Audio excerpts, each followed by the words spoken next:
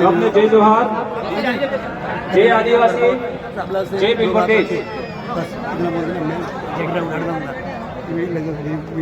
आज आदिवासी परिवार की जो ताकत है वो दिख रही है, लेकिन कहीं कहीं थोड़ी कमजोरी है, वो भी हमें सुधारनी है।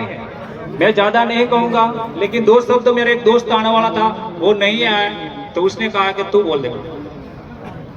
पतंग गई आकाश में, लेकिन धागा मेरे पास है, लेकिन धागा मेरे पास है। और हमारे चारों विधायक गए विधानसभा में, लेकिन उसकी आवाज भील प्रदेश में है।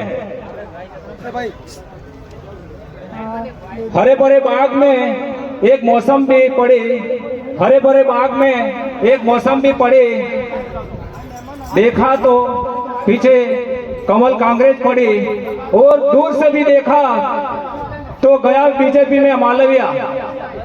जय जोहार, जय आदिवासी, जय भील प्रदेश। હું જ્યાદા નહીં કહુંગા, મારી દેશી ભાષામાં જ કહુંગા। અમે સૌ અમદાવાદમાં કમાવા આપ્યા, ગુજરાતમાં શું કરવા આપ્યા? કામ કરવા આપ્યા।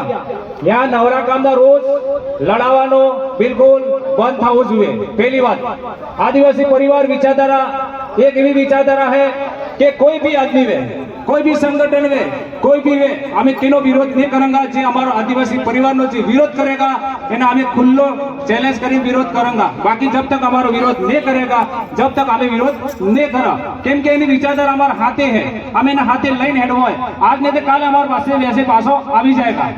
तमे एवा छो तो આપણે કાકાબાબુમાં જે ગેરમાં હે, કમલ કાંગ્રેસમાં જે રાજનીતિ કરી રહી છે, આને સમજાવો। અહીંયા આવીને શું કરો?